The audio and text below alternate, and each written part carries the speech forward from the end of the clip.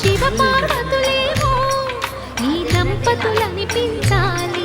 ప్రతి సంసారంలోనూ మా కథలే వినిపించాలి.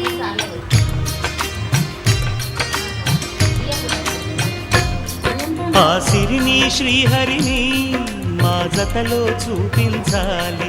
శ్రీకాంతుల కొలువంటే మా కాపురం అనిపించాలి. మా ముంగిలిలోన పున్నమి పూల వెన్నెల విరియాలి.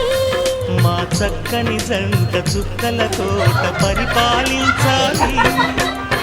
కలలో ఇలలో ఏ కన్నెకి ఇలాంటి పతి రాడనిపించే వరుణ్ణే వరముగా ఇవ్వండి.